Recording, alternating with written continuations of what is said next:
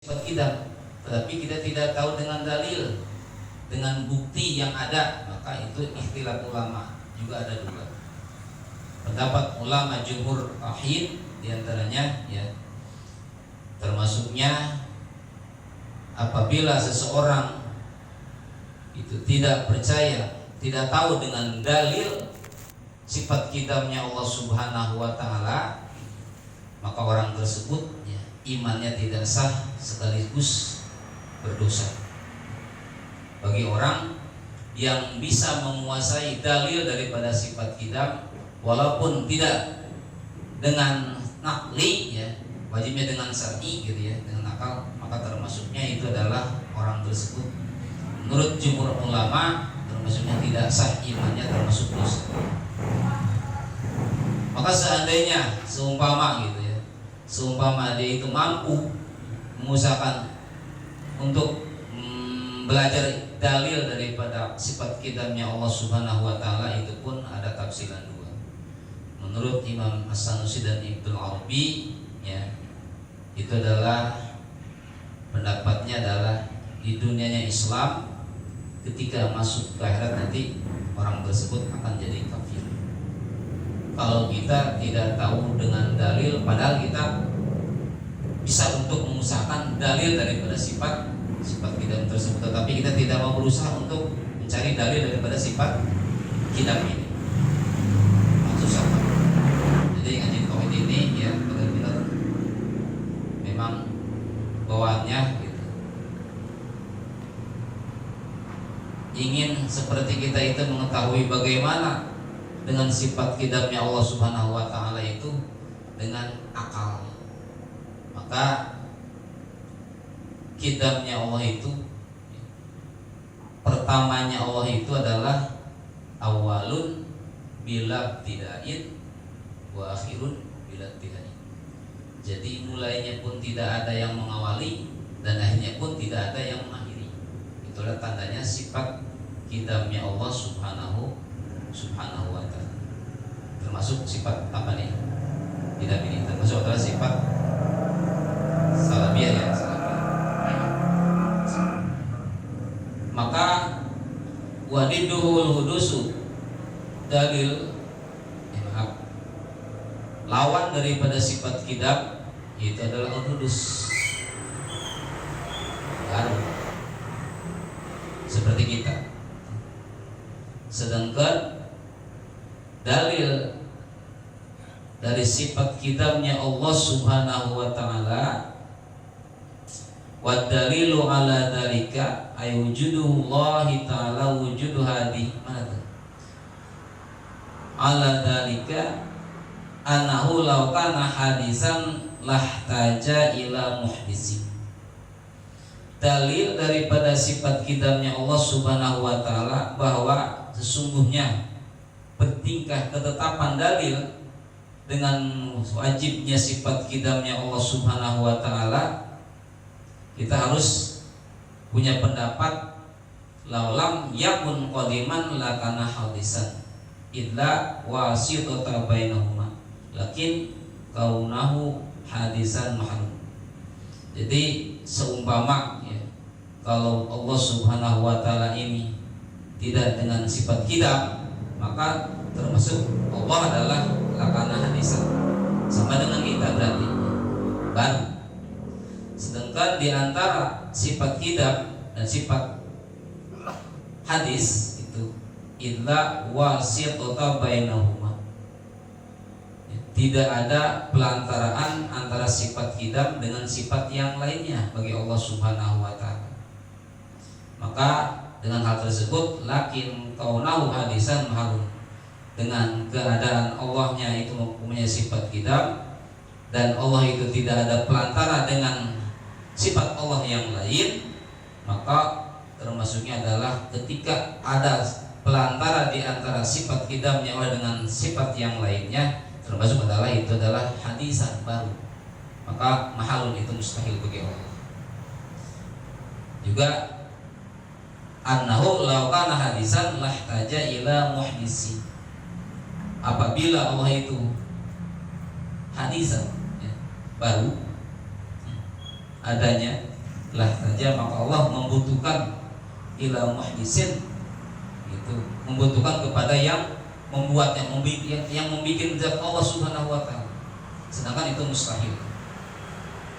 Alasannya li'anna kulla hadisin la budda lahu min muhdisin. Kenapa? Karena sesungguhnya setiap yang baru itu yang membuat gitu ya. La budda lahu min, tentu saja itu membutuhkan orang yang membuat. Sedangkan lau hadasa bi nafsihi lazima jitimau naqdain wa humal musyawatu waruh ya. Sedangkan apabila Allah Subhanahu wa taala seumpama Allah itu dat kidamnya itu ada yang membikin dengan zatnya Allah Subhanahu wa taala, maka akan kumpul nanti yaitu di antara dua. Seumpama Allah itu yang membuat Allah itu kidam zatnya Allah Subhanahu wa taala, maka itu nanti akan kumpul dan dua antara Allah Subhanahu wa taala dan Allah yang membikin Allah. Jadi seolah-olah Allah itu ada yang membikin dan Allah. Maka ini tidak ada seperti itu. Ya. Tidak ada seperti itu. Walakin huwa ihtiyaju ta'ala ila mudisin. Dan sesungguhnya bahwa Allah Subhanahu wa taala tidak butuh dengan seperti itu. Barangkali kalau kita pakai contoh ini. Kalau kita pakai contoh dengan musawah waruban ini, seumpama nih Pak, ya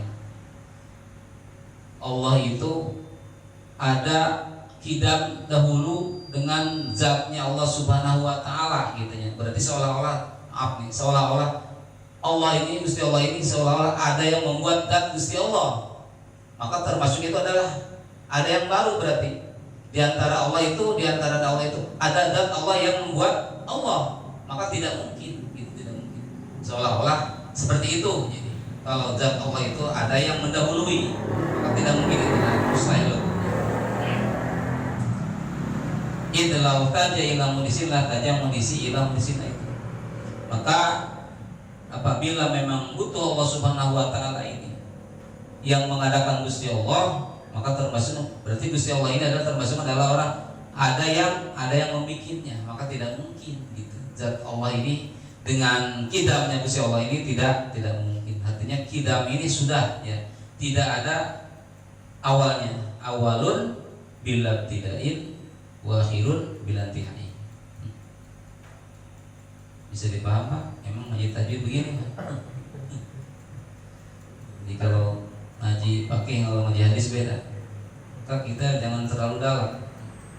Ulama mengatakan kalau dalam-dalam itu istijah juga, kalau kita dalam-dalam ya ketemunya kotoran-kotoran lagi Pak, jangan terlalu dalam. Gitu. Yang jelas bagi kita ya, akal kita ini ya sepenuhnya itu Allah yakin dengan sifat kita. Maka akal di dalam kita ini tidak paham, tidak mengerti kita ini kalau Allah itu tidak mempunyai sifat kidam, itu aja gitu. Dalilnya gitu. Jadi yang pertama dia kita itu ya. Jadi awalnya pun tidak ada mulainya, kemudian akhirnya pun tidak ada, terus sampai ke sana. Maka ada kidam ini ada terbagi dua, ada kidam dalam zat Allah Taala seperti tadi, awalun bila intihain, kemudian awalun bila tidain, wa akhirun bila intihain. Ada yang namanya kidam selain daripada zat Allah. Ada Pak. Mana diantaranya? Surga dan neraka. Itu ada. Neraka dan surga ini nanti itu kidam terus ya. Dari mulai itu ada tuh. Dari mulai terus sesana gitu. Nah, tapinya itu neraka itu gitu. Tadinya itu tidak ada dulu. Gitu. Berarti ciptaan Allah Subhanahu wa taala.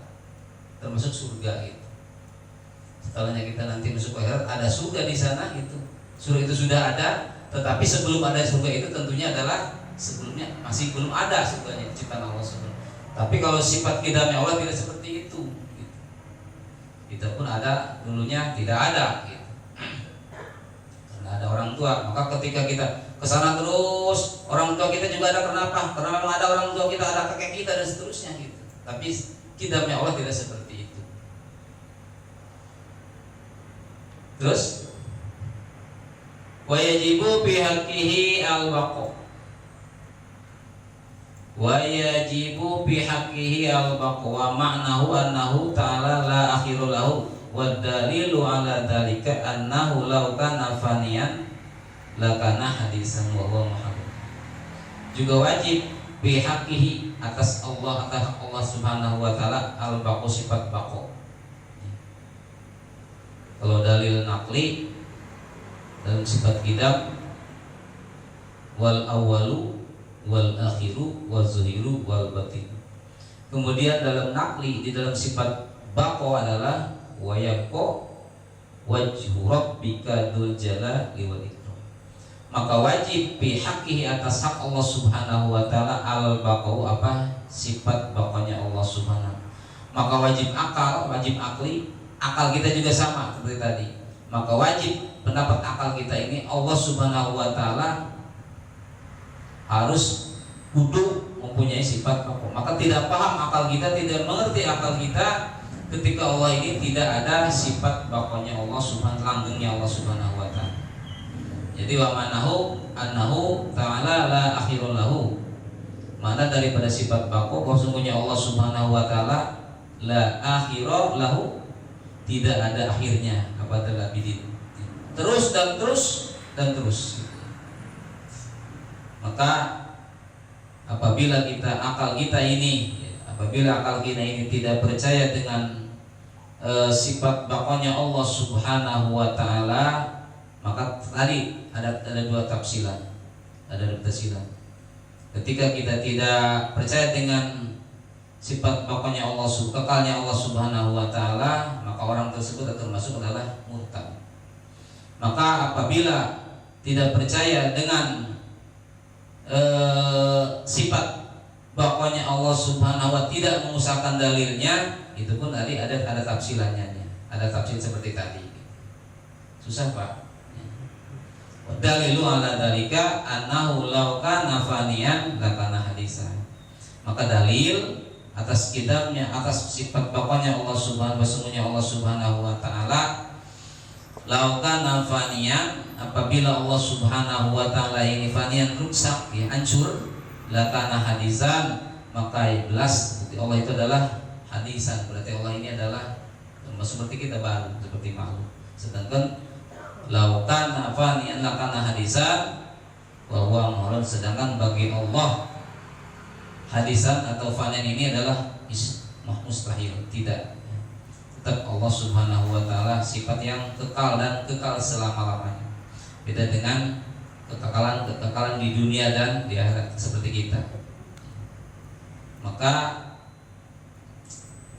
di dalam ilmu tauhid, dalil atas sifat baqonya Allah Subhanahu wa taala ini, lam yajib lahul baqau la amkana ayyakuna faniyan lakin imkana al-fana lahu mahalun. Ya. Jadi apabila tidak wajib kepada Allah sifat baqo ini, maka Allah pantas saja Allah itu akan rusak, ya. Tetapi tidak akan mungkin Allah itu akan rusak. Bahkan ketika Allah rusak itu adalah mahalun, itu adalah mustahil. Izlau kana faniyan lakana jaijul wujud.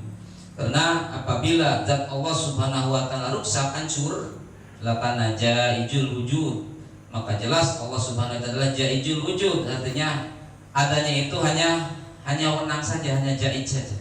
Sedangkan lakin kaunahu jaijul wujud mahalun. Jadi zat baqonya, zat sifat baqonya subhanahu jaijul wujud itu adalah makhluk, adalah mustahil. Idlau kana jaijul wujud la kana hadisan. Karena apabila zat Allah Subhanahu wa taala jaijul wujud, wenangnya adanya wenang gitu, ya, la kana hadisan, itu termasuk berarti Allah ini adalah hadisan, ya, baru. Walakin huwa kaunuhu hadisan mahalun, sama dengan tadi. Itu adalah mustahil bagi Allah. Idlau kana hadisan lantapa anhul adam. Maka apabila zat Allah Subhanahu wa taala baru, ya, lantapa anhul kita, maka akan tidak ada bagi Allah adalah sifat kita. Sedangkan sifat kita di dalam Allah tidak ada, hukumnya adalah mustahil. Lianahu qad qama dalilu ala wujubil qidam lahu taala, ya. Karena ada dalil yang mewajibkan Allah itu mempunyai sifat kita. Wa haitsu wajabal baqa lahu ta'ala istahala alaihi itu. Apabila wajib Di dalam sifat Allah itu sifat bako kepada Allah, maka mustahil Allah itu adalah fanian, termasuknya adalah hancur rusak. Duh, iya mah. Saya aja bingung Pak ini. Jadi intinya mah kita begini aja Pak. Jadi kita dalilnya dalil akal aja lah, dalil akal. Yang pertama kemarin itu dalil akal itu. Pertama sifat Allah adalah wujud. Apa artinya ada Allah? Ya, ada Allah. Dalilnya apa? Dalil aklinya itu adalah ada ciptaannya, ada 7 lapis langit dan 7 lapis bumi dan sepengisinya. Cukup itu Pak, cukup ya. Sudah tidak dihilangkan, artinya sah iman kita dan termasuknya itu adalah sempurna iman kita. Yang penting kemarin itu ada sampai 3 pertanyaan, aina, kemudian kaifa dan mata, pertanyaan itu aja. Gitu. Maka di dalam dalil nakli, di dalam sifat wujud pertama gitunya, alladzi khalaqas samawati wal ardha wa ma bainahuma, itu adalah ada tafsilan 2 menurut Imam Sanusi dan Ibrahim Al-Baijuri gitu. Yang jelas mah kita secara akal saja, karena wajib ini yang akal ya, akal itu yang paling penting di dalam akal kita ya. Karena kalau tidak ada akal tentunya ya kita tidak akan mengetahui dengan wujudnya Allah, kemudian dengan sifat qidamnya Allah, dengan sifat baqanya Allah Subhanahu wa taala. Artinya kalau kita ini seolah-olah tidak tahu dengan dalil wujud, tidak tahu dengan wujudnya Allah, tidak tahu dengan qidamnya Allah, seolah-olah kita tidak punya akal. Maka akal kita tidak mengerti dan tidak paham kalau Allah itu tidak mempunyai sifat wujud, tidak mempunyai sifat qidam, dan juga tidak mempunyai sifat baqa. Itu aja gitu. Paham? Kembali kita untuk menghafal ya, sifat yang 20 ini. Kemarin saya masih lupa kalau jahit, bahasa Acehnya apa itu jahit? Karena dalam kita mah hanya wajib, mustahil, jaiz gitu. Artinya jaiz ini harus ya. Maka kalau perbedaan bahasa harus, berarti harus ini seolah-olah bisa gitu ya. Bisa berarti ya. Bisa kan? Boleh. Iya boleh gitu. Berarti dasarnya itu aja lah dasarnya gitu. Yang wajibnya adalah 20 ya. Yang mustahilnya bilang 20, kemudian yang jaiz 1 gitu ya. Maka dibagi dalam 3 bagian ya, dalam 3 bagian biasa. Adalah ada sifat nafsi, sifat nafsiyah gitu, sifat salabiyah. Kemudian ada sifat ma'ani dan sifat ma'nawiyah. Itu pun nanti terbagi lagi ada berapa ya? Ada 2 bagian ya. Ada 2 bagian, ada sifat istighna'iyah dan juga ada sifat ibtiqoriyah gitu. Kemudian nanti kebagi lagi ada 4 sifat, ada sifat akmal, sifat jalal, sifat kohar dan sifat kamal gitu ya. Jadi itulah. Maka sifat nafsiyah 1 wujud, kemudian sifat salabiyah berapa kemarin?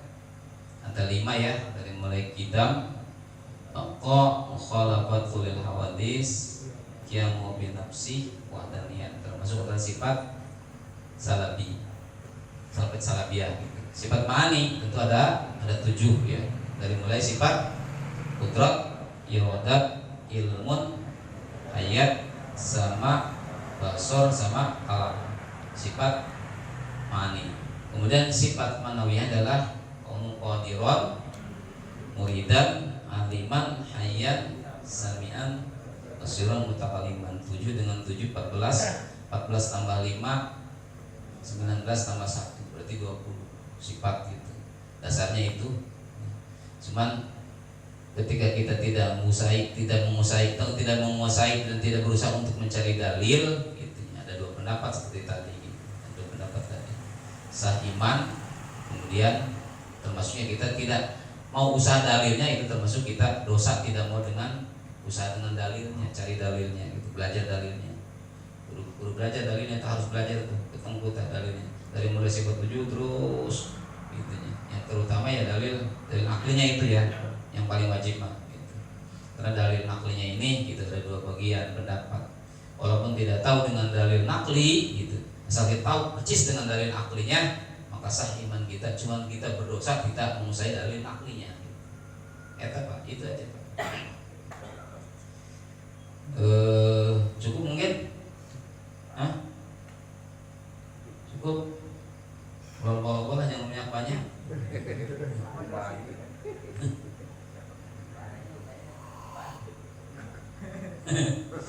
Susah Pak.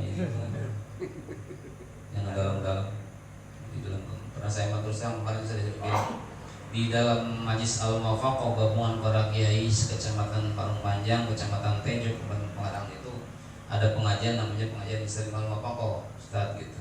Kemudian itu terus terang saja dari 3 kecamatan Tenjo, kecamatan Parung Panjang, kecamatan termasuk kecamatan Pagedangan itu pakar tauhidnya itu cuma ada 3. Terus terang aja gitu. Yang lainnya tafsir gitu ya. Fakih dan hadis kebanyakan gitu. Bahkan yang satu termasuk guru saya itu kayak Yusuf yang di Somang itu sudah meninggal, tinggal 2 berarti pakar tauhidnya itu. Maka terus terang, maka saya tidak, kemarin juga saya sama mau saya tauhid mau nyerahin gitu. Jadi sambil kita belajar gitu, sambil kita belajar. Kenapa? Kalau dulu kan saya mah ngaji mengaji sekedar ngaji aja gitu. Wah ibu pakai logat Jawa gitu. Wah ji bulan wajib, biarin hafal alkitab kidam dan seterusnya gitu. Tetapi kan tidak didalami dengan mana-mananya. Mungkin kalau nahu dan sebagainya mungkin ala kata saya gitu ya, alfiah dan sebagainya itu insya Allah sedikit mungkin Pak. Tapi kalau dalam tauhid ini gitu, ini hanya dibaca gitu, hanya dibaca. Maka dalilnya itu ya kita asal dalilnya kita yang global aja ya, mustahilnya wajibnya 20, kemudian mustahil 20, jahitnya 1, itu aja dulu tuh. Kemudian berpatokan kepada dalil gitu, beberapa dalil akli terutama dalil akli ya. Dalil akli ini gitu. Dengan wujudnya Allah berarti tidak paham, tidak ngerti akal saya ini kalau Allah itu tidak punya sifat wujud, udah aja gitu. Dalil aklinya, dalil Al-Qur'annya seperti tadi Allah dia Allah sama ada 2 bagian tadi. Sependapat harus kita tahu, sependapat juga tidak sah. Yang penting enggak apa-apa, yang penting dalil aklinya kita tahu, dalil akal kita ini gitu. Asalkan kita mau belajar. Ketika kita mau belajar kemudian tidak mau belajar, kemudian tidak bisa dalil dengan aklinya, maka itu termasuk sah iman kita, cuman kita punya dosa Pak gitu. Punya dosa. Maka kalau kita tidak punya dalil, kalau sudah tidak dalil nakli, kemudian akal kita ini tidak percaya dengan wujudnya Allah, maka termasuk adalah orang murtad itu namanya. Ya. Di dalam akal kita itu masa Allah itu ada punya sifat, enggak sama sekali enggak tahu, maka itu termasuk orang murtad, kufur naudzubillah gitu. Itu aja patokannya. Itu aja patokannya. Termasuk yang wajib dirusul ada 4 gitu kan. Kemudian mustahilnya ada 4. Itu jahitnya 1, itu ajalah globalnya. Tapi sambil kita belajar, sambil kita berusaha supaya keimanan kita selain daripada sah iman kita menurut pendapat ilmu tauhid gitu, juga tidak termasuk tidak orang tidak dosa. Karena kita kalau sambil belajar walaupun sedikit gitu ya ada salah sambil belajar, maka termasuknya kita diampuni sambil belajar gitu, belajar. Sama dengan hukum-hukum yang lain juga Pak. Ketika kita belajar fikih pun, ketika kita belajar wudu, sholat dan sebagainya, sambil kita ngaji, kemudian kita ada salah sedikit dan kita ada kurang paham, maka sambil kita belajar akan diampuni Allah Subhanahu wa taala. Tapi dengan tidak belajar, maka inilah ya, dengan tidak belajar itu tidak akan diampuni Allah Subhanahu wa taala. Maka ketika ada orang yang biasanya meninggal kemudian pakai pembacaan Quran, maka itu lebih utama adalah yang membaca Al-Qur'annya itu adalah orang yang sambil belajar tuh, anak-anak pesantren. Kalau kita kan tidak belajar di pasar ya Pak ya, di kantor di mana gitu kan gitu. Tapi anak-anak santri ada yang sambil belajar gitu, ada sedikit salah itu dimaafkan.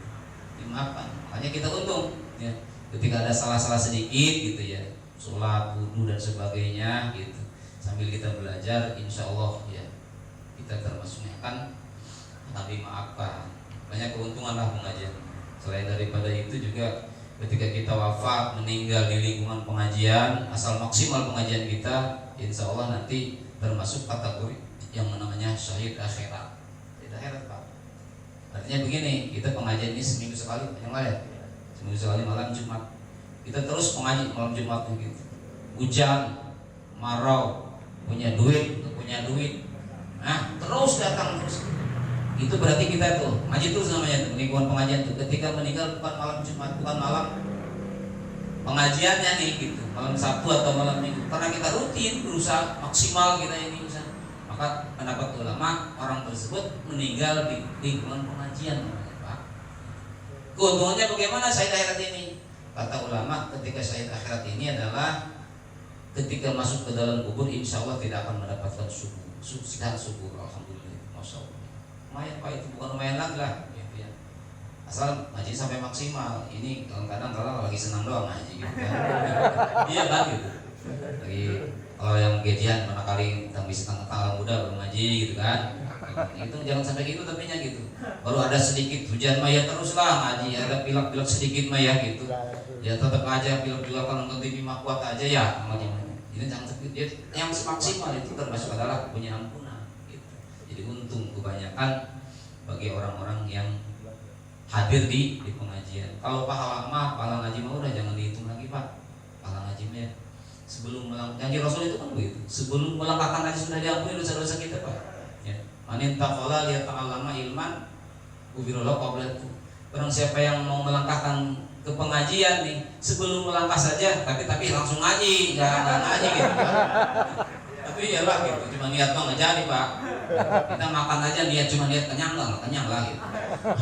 Cukup niat aja lah saya mau ngaji cuma niat, tapi enggak. Niat itu muktaron bifali. Jadi dibarengi dengan pekerjaannya. Begitu kita melangkah, sebelum melangkah tadi itu sudah diampun dosa-dosa. Dosa apa itu? Dosa kecil lah. Ya, dosa-dosa kecil, tapi dosa kecil juga lumayan. Ya. Dosa kecil, mana dosa kecil ya? Contohnya lah gitu. Ada penceramah, biasanya penceramah kan gitu, ambil yang baik, tinggalkan yang buruk. Kita pas mau pengajian pakai sendal yang jelek, pulangnya bagi yang bagus, termasuk dosa itu Pak. Dosa kecil hilang lah sama dosa itu betul. Tapi jangan gitu maksudnya. Kemudian kita di jalan ada pohon buah jambu, umpama kita main petik aja, menjemput orang pedalnya gitu. Bang saya minta jambu, ya silakan deh yang minta deh yang ngomong gitu ya. Umpama gitu, ya dosa itu, dosa-dosa begitu mah habis lah gitu. Selain daripada dosa-dosa dosa-dosa selain tadi gitu. Tetapi kalau dosa hakul adami ya, hakul adami sebaiknya itu kita harus meminta maaf dulu yang punya barang tersebut, itu lebih utama. Kenapa? Karena ada satu dosa ketika Allah tidak mengampuni dosa seseorang ketika dosanya dakul apabila memang seukurannya tidak diampuni. Tapi kalau seumpamanya Mang Jamal nih punya pohon jambu, Mang Jamal tidak ada gitu, buah itu jambu itu sudah pada matang lah. Pokoknya mah sepertinya ini Bang Jamal itu kalau saya jambunya ambil itu kayaknya ngasih, itu Pak nggak masalah tuh. Tapi kalau seumpamanya nih punya orang lain nggak tahu, ya. Wah ini gitu, itu termasuk hakul adami. Harus apa itu? Terus kita minta maaf dulu. Jadi kalau diumpamakan dosa hakul dengan hakul adami tentunya lebih gampang sebenarnya dari hakul Allahnya gitu. Perbandingan aja, tetap aja susah lah Pak, jangan coba-coba gitu. Kalau kita ngambil tamsil, contoh dulu Imam Al-Ghazali dulu pernah ada cerita ketika Imam Al-Ghazali itu beliau sedang cari ilham, seorang ulama sufi, seorang ahli waro, banyak karangannya Imam Ghazali. Ketika iseng-iseng dia mancing pinggir kali, pas begitu di pinggir kali, namanya di pinggir kali Pak, ada namanya di pinggir kali itu banyak yang hanyut Pak ya. Pas begitu dia iseng, bukan mancing sungguhan, dia enggak lah gitu, ulama lah gitu. Pas nemu buahnya itu Pak, buah apa? Lagi diambil Pak. Begitu diambil, wah ini kayaknya enak juga dimakan gitu kan, lagi mancing gitu, diambil dimakan matang ini apa. Pas begitu dia pulang semalaman gitu, biasanya dia itu tahajud, hajat, sholat sunnah mutlak dan sebagainya itu biasa dia tiap malam itu ulama namanya. Tetapi semenjak dia makan buah itu tuh, buah apel yang ketemu pada waktu hanyut di kali itu dimakan, itu tidak sama sekali tidak bisa Pak. Maka beliau menanyakan kepada Allah, bagaimana ini? Saya setiap malam itu melaksanakan tahajud dan sebagainya, tapi semenjak saya itu pergi ke kali iseng-iseng mancing kemudian makan buah itu tidak sama sekali, tidak mau sama sekali, tidak bisa untuk bergerak. Maka beliau berpikir, wah ini tentunya ini adalah hakul adami. Karena saya semenjak makan buah itu, maka saya akan cari di mana ini orang yang punya apa tersebut. Dicarilah ya, dari mulai mungkin terus ya menelusuri kali-kali terus, ternyata ada perkebunan luas, perkebunan apel, ternyata yang kurang luas ya pohon apel ini, jadi sampai ke pinggir kali tersebut.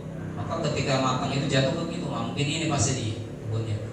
Begitu dia berisa ke sana itu tidak ada lagi, cuma ini bang nih perkebunan apel itu. Maka dia langsung datangi orangnya, Begitu datang ke kebun, ada orangnya, assalamualaikum, waalaikumsalam. Bapak yang punya ini pak, yang punya kebun apel ini pak? Oh saya bukan, saya ini hanya pegawai. Terus yang punya apel ini, gitu. Gimana pak rumahnya? Oh pak nggak bisa sembarangan pak. Ini bos besar pak, bos besar saya ini, gitu. Nggak bisa sembarangan masuk pak. Emang penting pak? Oh penting banget gitu. Boleh dong saya antar gitu. Nggak bisa pak. Waduh gimana ya gitu. Haruslah pokoknya gitu. Akhirnya maksa dia gitu. Ternyata sampai ke rumah tersebut, nyampe gitu, orang berarti ini orangnya gitu. Ternyata dia bos besar gitu, punya perkebunan yang sangat luas. Pas begitu dia ngomong, gimana ini pak, saya ketika saya iseng-iseng mancing, kemudian saya menemukan apel bapak ini yang lagi hanyut tuh, saya makan pak. Kemudian saya mau minta halalnya pak, minta ikhlas, minta gitunya, ini bagaimana pak? Kata si bos tadi gitu, namanya bos menjadi kata aja pelit pak, bos maaf gitu. Pak nggak bisa nggak maafin nih, wah apa gitu. Pak kan itu lagi hanyut pak, gitu. Hanyut juga tetap itu apel saya itu, kok kan gitu. Orang kaya biasanya begitu pak, tapi nggak semua gitu. Apel itu satu masih dihitung gitu. Padahal kebunnya luas gitu. Aduh, gimana nih pak gitu. Pak mohon pak, kalau seumpama ini bapak ini gitu, saya bayar apel bapak saat itu berapa? Enggak, tidak ada harga, saya tidak ampuni itu makan. Terus gimana nih pak? Begini aja, kalau kamu mau bebas makan apel saya ketika nemu di kali yang lagi aja gitu itu asal mengikuti peraturan saya. Pokoknya pak, apa aja pak, yang penting saya itu minta ikhlas, minta dimakan. Apa itu pak? Kamu berani nggak ngawin anak saya? Gak enak tuh ngawin pak gitu. Oh enggak, wah tuh pak tuh namanya suruh kawin gitu. Siapa yang mau, siapa yang enggak gitu. Terus pesan apa saya? Udah, kamu nggak bisa nyiapin mas kawin segala macam, udah saya tanggung semua. Yang penting kamu nikahin anak saya tuh. Anak saya cuma satu saja perempuan itu. Siap. Yang penting saya main itu aja tuh, apel 5 apit tuh pak. Siapa aja pak. Ini mah apalagi pakai perawat mah. Atau bening lagi tuh lumayan gitu kan. Aduh mah. Pas begitu dia, kalau siap ya siap. Cuman begini kata si yang punya kebun itu, yang punya anak orang. Cuman begini, anak saya satu-satunya ini. Karena kamu sudah mau siap gitu. Jadi anak saya ini, yang pertama anak saya ini bukan nih. Anak saya ini cuma begini, cacatnya ada 3 nih. Yang pertama dia nggak bisa melihat. Yang kedua dia nggak bisa mendengar. Dan yang ketiga bisa ngomong. Siapa kamu pak? Pokoknya sama aja saya pak gitu. Nggak apa-apa lah. Dia tadi girang banget kayaknya mah gitu ya. Girang banget, anak satu-satunya, anak kos lagi, udah pasti bening banget kali ya. Ternyata matanya nggak melihat. Gitu. Kemudian kupingnya nggak mendengar. Kemudian mulutnya juga nggak bisa ngomong, nggak bisa bicara. Waduh, iyalah tanggung. Gitu. Yang penting saya maafin gitu. Iya. Ya kalau siap mah, saya akan siapkan nih gitu. Mungkin manggil pak pengurus segala gitu. Manggillah si bapak ini anaknya. Sini neng. Terus ada tamu, terus ini tamu, dikasih air.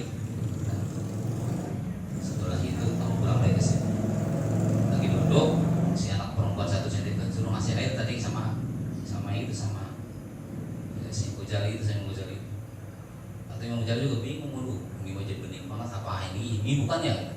Tapi kalau ini tadi kata bapaknya juga matanya enggak begitu, katanya buta, tapi enggak buta ini. Terus telinganya juga katanya belum mendengar, kemudian mulutnya juga nggak bisa bicara. Masa orang ini bukan ya?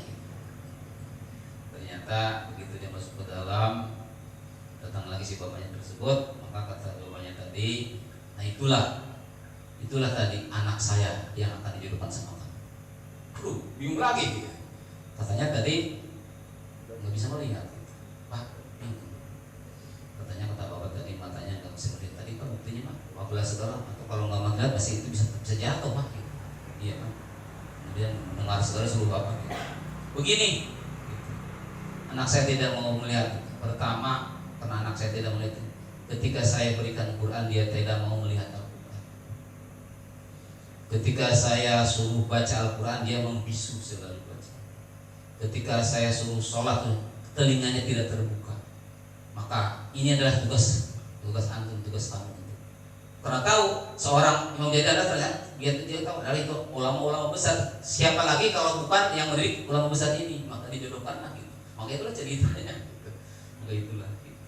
Jadi ternyata bukan saja yang tidak melihat, tetapi setiap berikan Al-Quran tidak mau melihat Al-Quran, tidak mau membaca Al-Quran, bahkan tidak mendengar Al-Quran dan sebagainya.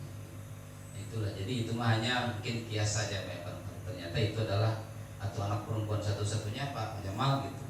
Anak bos lagi ya tuh bening banget lah itu mah gitu, udah ketahuan gitu kan. Cuman enggak mau ngaji biasanya gitu. Anak orang gedean mah gitu. Biasanya gitu. Ya. Mana-mana juga yang nyantren itu biasanya anak yatim gitu ya. Nah tukang kuli, anak masukkan kuli nyantren. Anak pejabat negara, anak camat, anak presiden apa lagi enggak bakal pesantren. Ngomong saya enggak mau bakalan mau lah alergi gitu kan. Biasanya begitu kan gitu. Itulah gambaran. Tarik pendapat Imam Ghazali dalam Ihya Ulumuddin ya. Apabila kamu bangun tengah malam, tentunya bangun saja kan tengah malam semua juga Pak ya. Bangunlah. Kenapa coba? Iya, buang air kecil ya. Kemudian setelah buang air kecil tidak mengambil wudhu gitu. Berbaring lagi tidur lagi. Tanyakan di dirimu itu ada yang dimakan pada kemarin semalam itu sampai siang itu dari mana duitnya, dari mana makanannya, kemudian pakaian yang kamu pakai itu dari mana, pakaian dari mana duitnya, tanyakan kepada dirimu itu. Apabila ketika bangun tengah malam tidak melaksanakan tahajud, wow, inilah yang sangat berat bagi kita. Jadi intinya begitu, jadi ada orang. Jadi berarti kalau kita hanya cuma bangun buang air kecil doang kayaknya ini kita tanda tanya nih gitu, dagang apaan nih, dagang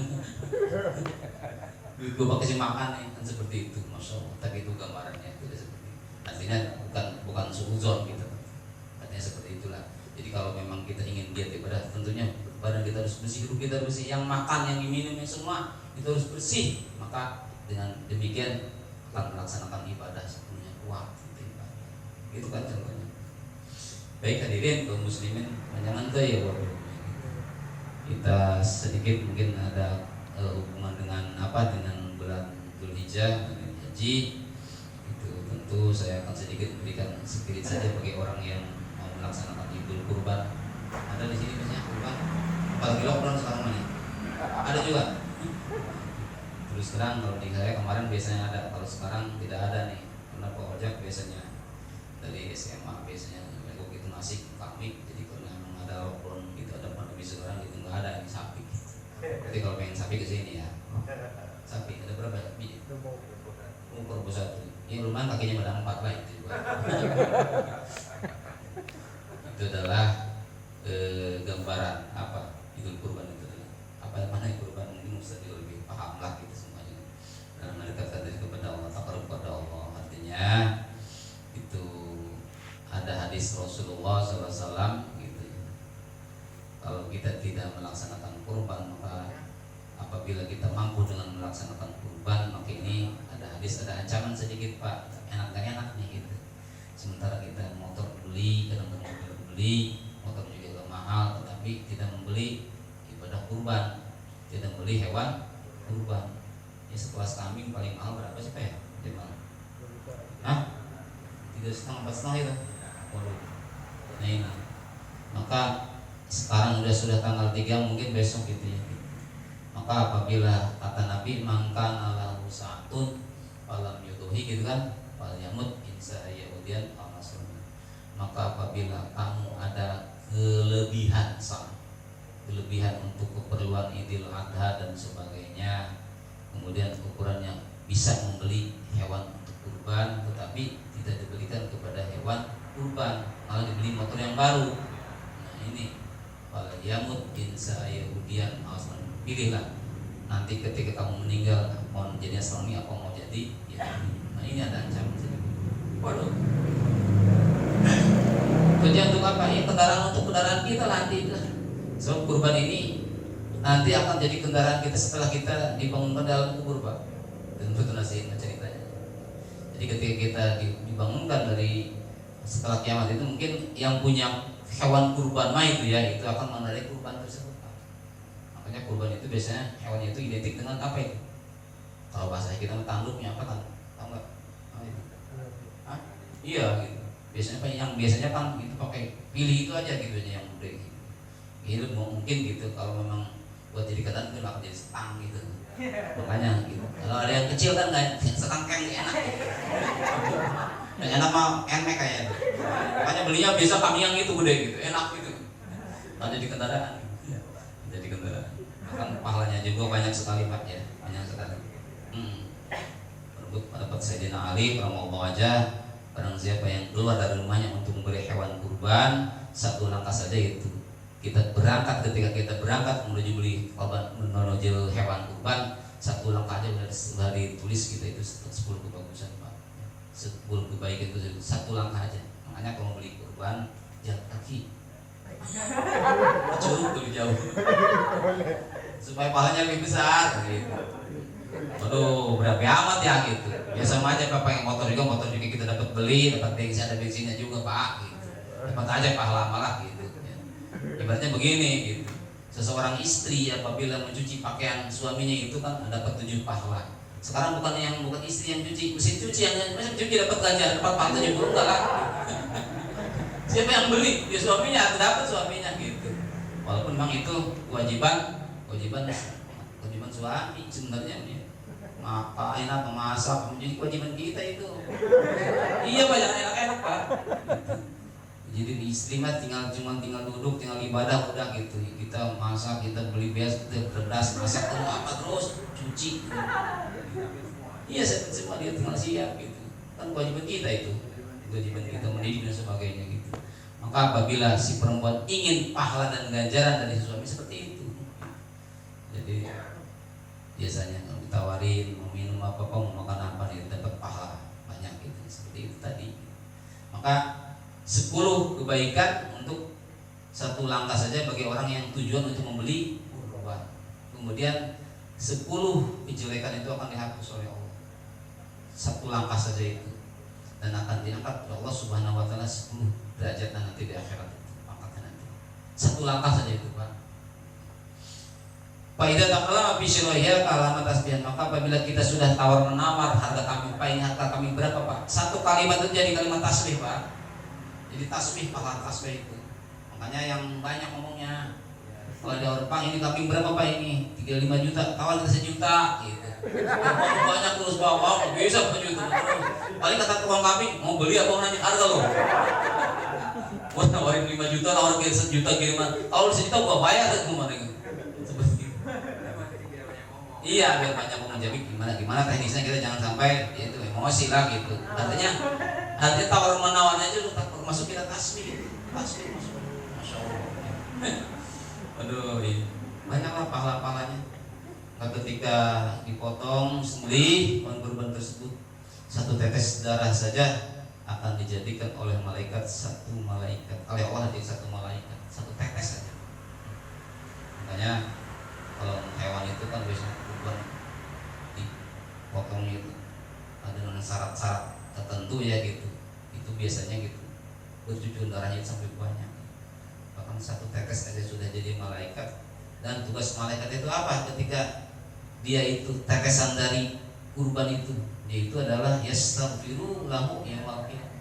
Tidak ada apa-apa tugasnya, cuma dia hanya mendoakan saja, memohon ampun kepada orang yang melaksanakan sampai hari kiamat. Yang kedua itu adalah malaikat. Jadi pahalanya lumayan Pak ya gitu. Kalau pahala mah tahu, ya, ganjaran juga tahu, cuman ketika melaksanakannya tetap aja berat, ya, bener Pak ya, banyak godaan. Nah itulah namanya ibadah, ya, namanya ibadah tetap aja ada godaan. Maka ketika kita bangun malam sudah biasa bangun malam, yang berat itu apanya? Yang berat itu kan ibadahnya ini. Jadi apa itu yang beratnya? Awal ibadah. Apa itu awal ibadah? Kalau kita bangun tengah malam, awal ibadah adalah wudu. Al-wudu awal ibadah. Wudu adalah pertama daripada ibadah. Sholat pun harus wudu kita. Maka kalau kita bangun ingin sholat, ingin apa, ingin berzikir, setelahnya kita istinja, bersih, baru kita wudu. Insya Allah Pak, kalau udah wudu masa bengong udah wudu gitu kan. Gitu. Cuman itu dong yang berat bener. Biasanya kalau buang air mata tetap, ya itu wudunya doang. Ya. Kalau sudah punya wudu mah sepertinya juga enak. Gitu. Nah ini sama gitu. Hadirin kaum muslimin, demikianlah mungkin kepanjangan ini ya. Gitu. ada hikmahnya sedikit dan mohon maaf tentunya. Oh, ada pertanyaan dulu ya, saya masih tidak salah ya. Masih punya utang saya. Mudah-mudahan cocok lah itu pertanyaan. Kalau tidak salah dari Tengkuy, mana pertanyaan kemarin? Perbedaan antara sifat ma'ani dan sifat manawiyah kalau nggak salah. Pertanyaan sulit itu mah. Kalau Bang Jawa nggak bakalan orang gitu itu guru kita yang nanya juga.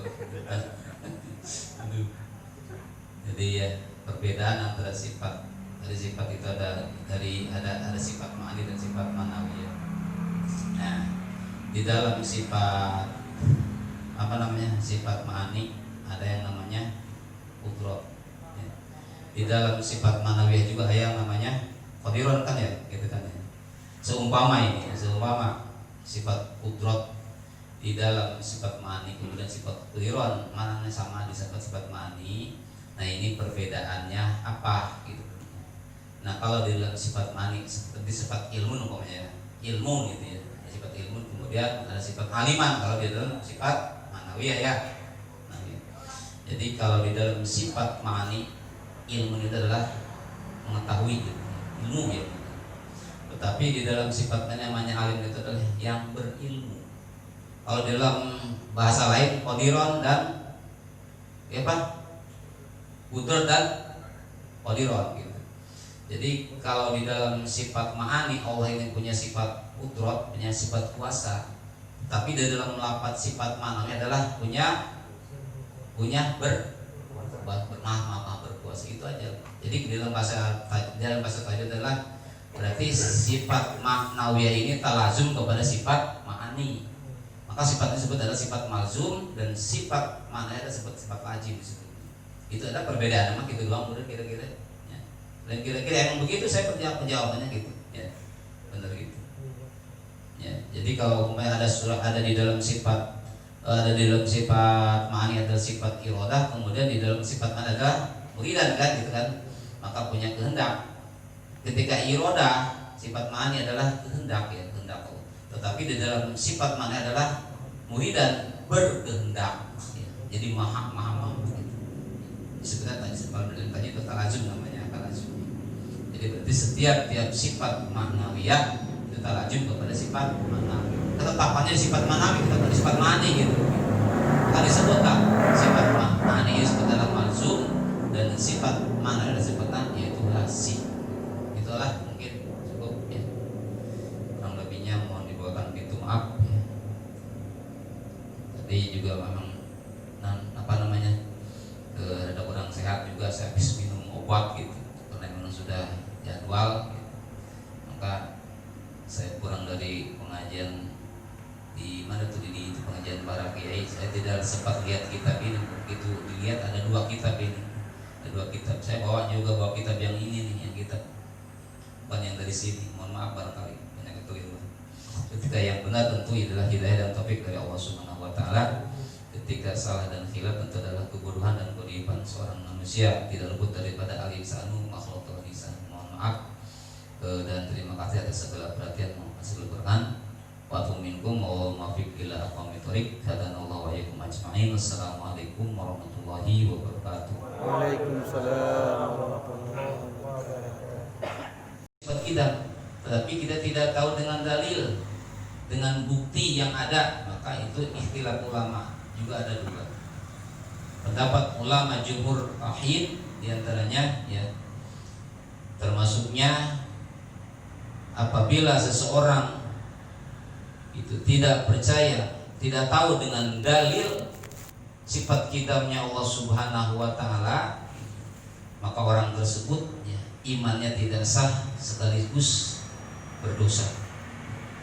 Bagi orang yang bisa menguasai dalil daripada sifat kitab walaupun tidak dengan nakli ya, wajibnya dengan syar'i gitu ya, dengan akal, maka termasuknya itu adalah orang tersebut menurut jumhur ulama termasuknya tidak sah imannya, termasuk dosa. Maka seandainya seumpama dia itu mampu mengusahakan untuk belajar dalil daripada sifat kidamnya Allah Subhanahu wa taala itu pun ada tafsiran dua. Menurut Imam As-Sanusi dan Ibnu Arabi ya, itu adalah pendapatnya adalah di dunianya Islam, ketika masuk ke akhirat nanti orang tersebut akan jadi kafir. Kalau kita tidak tahu dengan dalil, padahal kita bisa untuk mengusahakan dalil daripada sifat kidam tersebut, tetapi kita tidak mau berusaha untuk mencari dalil daripada sifat kidam ini, susah. Jadi ngaji tauhid ini ya benar-benar memang bawaannya gitu. Ingin seperti kita itu mengetahui bagaimana dengan sifat kidamnya Allah Subhanahu wa taala itu dengan akal. Maka kidamnya Allah itu, pertamanya Allah itu adalah awalun bila tidain wa akhirun bila tidain. Jadi mulainya pun tidak ada yang mengawali dan akhirnya pun tidak ada yang mengakhiri. Itulah tandanya sifat kidamnya Allah Subhanahu wa ta'ala. Termasuk sifat apa nih? Kidam ini termasuk adalah sifat salabiyah ya, maka wadiduhul hudusu dalil lawan daripada sifat kidam itu adalah al-hudus, baru seperti kita. Sedangkan dalil dari sifat kidamnya Allah Subhanahu wa ta'ala, wa dalilu ala dalika ay wujudullahi ta'ala wujudu hadi mana tuh? Ala dalika annahu law kana hadisan lahtaja ila muhdisin. Dalil daripada sifat kidamnya Allah Subhanahu wa ta'ala bahwa sesungguhnya bertingkah ketetapan dalil dengan wajibnya sifat kidamnya Allah Subhanahu wa ta'ala, kita harus punya pendapat laulam yakun qadiman lakana hadisan illa wasitata bainahuma lakin kaunahu hadisan mahrum. Jadi seumpama ya, kalau Allah Subhanahu wa ta'ala ini tidak dengan sifat kidam, maka termasuk Allah adalah lakana hadisan, sama dengan kita berarti baru. Sedangkan di antara sifat kidam dan sifat hadis itu illa wasitata bainahuma, tidak ada pelantaraan antara sifat kidam dengan sifat yang lainnya bagi Allah Subhanahu wa ta'ala. Maka dengan hal tersebut lakin kaunahu hadisan mahalun, dengan keadaan Allahnya itu mempunyai sifat kidam dan Allah itu tidak ada pelantara dengan sifat Allah yang lain, maka termasuknya adalah ketika ada pelantara di antara sifat kidamnya Allah dengan sifat yang lainnya, termasuk adalah itu adalah hadisan baru, maka mahalun itu mustahil bagi Allah. Juga annahu law kana hadisan lahtaja ila muhdisi, apabila Allah itu hadisan ya, baru adanya lahtaja, maka Allah membutuhkan ila muhdisin, itu membutuhkan kepada yang membuat, yang membuat zat Allah Subhanahu wa ta'ala, sedangkan itu mustahil. Alasannya li'anna kulla hadisin la budda lahu min muhdisin. Kenapa? Karena sesungguhnya setiap yang baru itu yang membuat gitu ya. La budda lahu min muhdisin, tentu saja itu membutuhkan orang yang membuat. Sedangkan lau hadasa bi nafsihi lazima jitimau naqdain wa humal musyawatu waruh ya. Sedangkan apabila Allah Subhanahu wa ta'ala seumpama Allah itu dat kidamnya itu ada yang membikin dengan datnya Allah Subhanahu wa ta'ala, maka akan kumpul nanti yaitu di antara dua. Seumpama Allah itu yang membuat Allah itu kidam, zatnya Allah Subhanahu wa taala, maka itu nanti akan kumpul dan tua antara Allah Subhanahu wa dan Allah yang membuat Allah. Jadi seolah-olah Allah itu ada yang membuat dan Allah. Maka ini tidak, ya, tidak ada seperti itu. Ya. Tidak ada seperti itu. Walakin wa ihtiyaju ta'ala ila mudisin. Dan sesungguhnya bahwa Allah Subhanahu wa taala tidak butuh dengan seperti itu. Barangkali kalau kita pakai contoh, ya, pakai contoh ini. Kalau kita pakai contoh dengan musawah waruban ini, seumpama nih Pak, seumpama ya,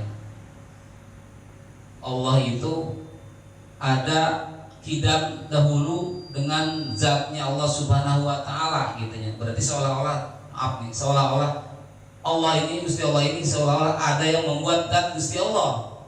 Maka termasuk itu adalah ada yang baru, berarti di antara Allah itu, di antara Allah itu ada zat Allah yang membuat Allah. Maka tidak mungkin, gitu, tidak mungkin. Seolah-olah seperti itu. Jadi kalau zat Allah itu ada yang mendahului, maka tidak mungkin itu mustahil. Idlau taja ila mudisin la taja mudisi ila mudisin itu. Maka apabila memang butuh Allah Subhanahu wa taala ini yang mengadakan Gusti Allah, maka termasuk berarti Gusti Allah ini adalah orang ada yang membikinnya, maka tidak mungkin gitu. Zat Allah ini dengan kidamnya Gusti Allah ini tidak mungkin. Artinya kidam ini sudah, ya, tidak ada awalnya. Awalun bila tidain, wa akhirun bila intihai. Bisa dipaham Pak? Emang ngaji tajwid begini Pak? Jadi kalau ngaji pakai, kalau ngaji hadis beda. Maka kita jangan terlalu dalam. Ulama mengatakan kalau dalam-dalam itu istijah juga, kalau kita dalam-dalam ya ketemunya kotoran-kotoran lagi Pak, jangan terlalu dalam. Gitu. Yang jelas bagi kita, ya, akal kita ini ya sepenuhnya itu Allah yakin dengan sifat kita. Maka akal di dalam kita ini tidak paham, tidak mengerti akal kita ini kalau Allah itu tidak mempunyai sifat kidam, itu aja gitu. Dalilnya gitu. Jadi yang pertama tuh ya kita itu ya. Jadi awalnya pun tidak ada mulainya, kemudian akhirnya pun tidak ada, terus sampai ke sana. Maka ada kidam ini, ada terbagi dua, ada kidam. Ada kidam di dalam zat Allah Ta'ala seperti tadi, awalun bila intihain, kemudian awalun bila tidain, wa akhirun bila intihain. Ada yang namanya kidam selain daripada zat Allah. Ada Pak. Mana diantaranya? Surga dan neraka. Itu ada. Neraka dan surga ini nanti itu kidam terus ya. Dari mulai itu ada tuh. Dari mulai terus sesana gitu. Nah, tapinya itu neraka itu gitu. Tadinya itu tidak ada dulu. Gitu. Berarti ciptaan Allah Subhanahu wa taala. Termasuk surga gitu. Setelahnya kita nanti masuk akhirat, ada surga di sana gitu. Surga itu sudah ada, tetapi sebelum ada surga itu tentunya adalah sebelumnya masih belum ada surganya ciptaan Allah Subhanahu. Tapi kalau sifat kidamnya Allah tidak seperti itu. Gitu. Kita pun ada dulunya tidak ada. Gitu. Karena ada orang tua, maka ketika kita kesana terus, orang tua kita juga ada. Kenapa? Karena memang ada orang tua kita, ada kakek kita dan seterusnya gitu. Tapi kidamnya Allah tidak seperti itu. Terus wa yajibu bi haqqihi al-baqa. Wa yajibu bi haqqihi al-baqa wa ma'nahu annahu ta'ala la akhiru lahu wa dalilu ala dzalika annahu law kana faniyan la kana hadisan wa huwa muhammad. Juga wajib bi haqqihi atas Allah Subhanahu wa taala al-baqa, sifat baqa. Kalau dalil nakli dalam sifat kidam, wal awalu wal akhiru wal zuhiru wal batin. Kemudian dalam nakli di dalam sifat bako adalah wayako wajhu rabbika dzul jalali wal ikram. Maka wajib bihaqqihi atas hak Allah Subhanahu wa taala al baqau, apa? Sifat bakonya Allah Subhanahu. Maka wajib akal, wajib akli. Akal kita juga sama seperti tadi. Maka wajib pendapat akal kita ini Allah Subhanahu wa taala harus kudu mempunyai sifat baqa. Maka tidak paham akal kita, tidak mengerti akal kita ketika Allah ini tidak ada sifat baqanya Allah subhanahu langgengnya Allah subhanahu wa ta'ala. Jadi wa manahu annahu ta'ala la akhirul lahu. Mana daripada sifat baqo bahwa sungguhnya Allah subhanahu wa ta'ala la akhirul lahu, tidak ada akhirnya abadal abidin. Terus dan terus dan terus. Maka apabila akal kita ini tidak percaya dengan sifat baqanya Allah subhanahu wa ta'ala, maka tadi ada dua tafsiran. Ketika kita tidak percaya dengan sifat baqanya Allah, kekalnya Allah subhanahu wa ta'ala, maka orang tersebut termasuk adalah murtad. Maka apabila tidak percaya dengan sifat baqanya Allah subhanahu wa ta'ala, tidak mengusahakan dalilnya, itu pun tadi ada tafsirannya, ada tafsir seperti tadi. Susah Pak. Dalilu ala dalika annahu law kana faniyan lakana hadisa. Maka dalil atas kitabnya, atas sifat baqanya Allah subhanahu wa ta'ala, law kana faniyan, apabila Allah subhanahu wa ta'ala ini faniyan, rusak, ya, hancur, lakana hadisan, maka iblas Allah itu adalah hadisan, berarti Allah ini adalah seperti kita baru, seperti makhluk. Sedangkan laukan faniyan lakana hadisan wa huwa maulud, sedangkan bagi Allah hadisan atau faniyan ini adalah mustahil, tidak. Tetap Allah subhanahu wa ta'ala sifat yang kekal dan kekal selama-lamanya. Beda dengan kekekalan di dunia dan di akhirat seperti kita. Maka di dalam ilmu tauhid, dalil atas sifat baqanya Allah subhanahu wa ta'ala ini, lam yajib lahul baqa'u la amkana ayyakuna faniyan lakin imkana al-fana lahu mahalun, ya. Jadi apabila tidak wajib kepada Allah sifat baqa ini, maka Allah pantas saja Allah itu akan rusak, ya. Tetapi tidak akan mungkin Allah itu akan rusak. Bahkan ketika Allah rusak itu adalah mahalun, itu adalah mustahil. Izlau kana faniyan lakana jaijul wujud. Karena apabila zat Allah subhanahu wa ta'ala rusak, hancur, lakana jaijul wujud, maka jelas Allah subhanahu wa ta'ala adalah jaijul wujud. Artinya adanya itu hanya wenang saja, hanya jaij saja. Sedangkan lakin kaunahu jaijul wujud mahalun. Jadi zat baqanya, zat sifat baqanya subhanahu wa ta'ala jaijul wujud, itu adalah makhluk, adalah mustahil. Idlau kana jaijul wujud la kana hadisan. Karena apabila zat Allah subhanahu wa ta'ala jaijul wujud, wenangnya adanya wenang, gitu ya, la kana hadisan, itu termasuk berarti Allah ini adalah hadisan, ya, baru. Walakin huwa kaunuhu hadisan mahalun, sama dengan tadi. Itu adalah mustahil bagi Allah. Idlau kana hadisan lantapa anhul adam. Maka apabila zat Allah subhanahu wa ta'ala baru, ya, lantapa anhul kidam, maka akan tidak ada bagi Allah adalah sifat kidam. Sedangkan sifat kidam di dalam Allah tidak ada, hukumnya adalah mustahil. Lianahu qad qama dalilu ala wujubil kidam lahu ta'ala, ya. Karena ada dalil yang mewajibkan oleh itu punya sifat kidam. Wa haitsu wajabal baqa lahu ta'ala istahala alaihi bidu. Apabila wajib di dalam sifat Allah itu sifat baqa kepada Allah, maka mustahil Allah itu adalah fanian, termasuknya adalah hancur rusak. Ya, saya aja bingung Pak ini. Jadi intinya mah kita begini aja Pak. Jadi kita dalilnya dalil akal aja lah, dalil akal. Yang pertama kemarin itu dalil akal itu. Pertama sifat Allah adalah wujud. Apa artinya ada Allah? Ya. Dalilnya apa? Dalil aklinya itu adalah ada ciptaannya, ada 7 lapis langit dan 7 lapis bumi dan sepengisinya. Cukup itu Pak, cukup, ya.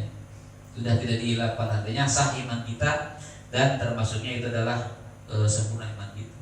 Yang penting kemarin itu ada sampai 3 pertanyaan, aina, kemudian kaifa dan mata, pertanyaan itu aja. Gitu.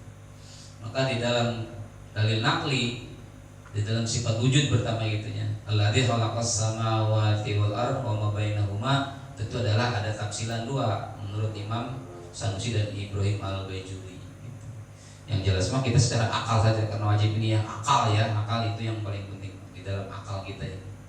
Karena kalau tidak ada akal tentunya ya kita tidak akan mengetahui dengan wujudnya Allah, kemudian dengan sifat qidamnya Allah, dengan sifat baqanya Allah Subhanahu wa taala. Artinya kalau kita ini seolah-olah tidak tahu dengan dalil wujud, tidak tahu dengan wujudnya Allah, tidak tahu dengan qidamnya Allah, seolah-olah kita tidak punya akal. Maka akal kita tidak mengerti dan tidak paham kalau Allah itu tidak mempunyai sifat wujud, tidak mempunyai sifat qidam, dan juga tidak mempunyai sifat baqa. Itu aja gitu. Paham? Kembali kita untuk menghafal ya, sifat yang 20 ini. Kemarin saya masih lupa kalau jahit, bahasa Acehnya apa itu jahit?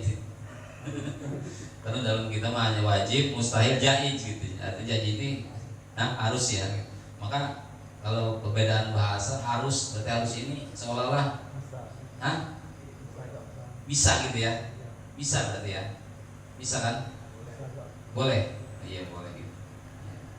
Berarti dasarnya itu aja lah dasarnya gitu. Yang wajibnya adalah 20 ya. Yang mustahilnya bilang 20, kemudian yang jaiz satu gitu ya. Maka dibagi dalam 3 bagian ya, dalam 3 bagian biasa. Adalah ada sifat nafsi, sifat nafsiyah gitu, sifat salabiyah. Kemudian ada sifat ma'ani dan sifat ma'nawiyah. Itu pun nanti terbagi lagi ada berapa ya? Ada 2 bagian ya. Ada 2 bagian, ada sifat istighna'iyah dan juga ada sifat ibtiqoriyah. Kemudian nanti kebagi lagi ada 4 sifat, ada sifat akmal, sifat jalal, sifat kohar, dan sifat kamal gitu ya. Jadi itulah. Maka sifat nafsiyah 1 wujud, kemudian sifat salabiyah berapa kemarin? Ada 5 ya, dari mulai qidam, baqa, mukhalafatul hawadis, qiyamu bi nafsi, wahdaniyah, termasuk adalah sifat salabi, sifat salabiyah gitu. Sifat ma'ani tentu ada 7 ya. Dari mulai sifat qudrat, iradat, ilmun, hayat, sama basor, sama kalam. Sifat ma'ani. Kemudian sifat manawiyah adalah qadiran, muridan, aliman, hayyan, sami'an, basiran, mutakaliman. 7 dengan 7 14 tambah 5 19 tambah 1 berarti 20 sifat gitu. Dasarnya itu. Cuman ketika kita tidak menguasai dan tidak berusaha untuk mencari dalil gitu. Ada 2 pendapat seperti tadi gitu. Ada 2 pendapat tadi.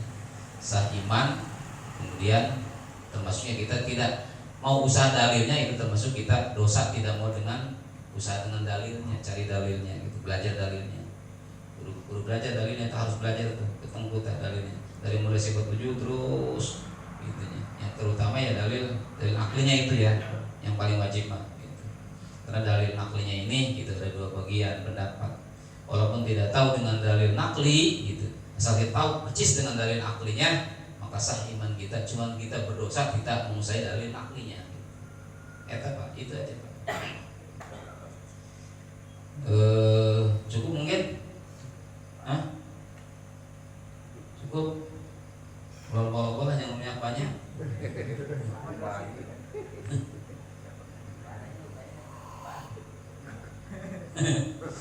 Susah Pak ini. Yang dalam-dalam di dalam pernah saya matur kemarin saya bilang di dalam Majlis Al-Mawafaqah gabungan para kiai kecamatan Parung Panjang, kecamatan Tenjo, Kabupaten Pengadang itu ada pengajian namanya pengajian Islam Al-Mawafaqah Ustaz gitu. Kemudian itu terus terang saja dari 3 kecamatan Tenjo, kecamatan Parung Panjang, kecamatan termasuk kecamatan Pagedangan itu pakar tauhidnya itu cuma ada 3. Terus terang aja gitu.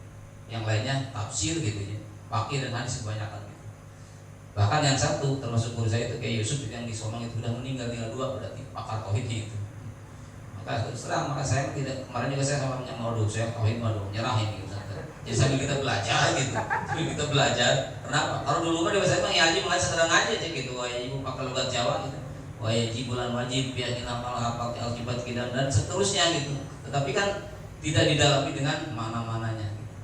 Mungkin kalau nahu dan sebagainya mungkin ala kata saya gitu ya, via dan sebagainya itu insya Allah sedikit mungkin Pak.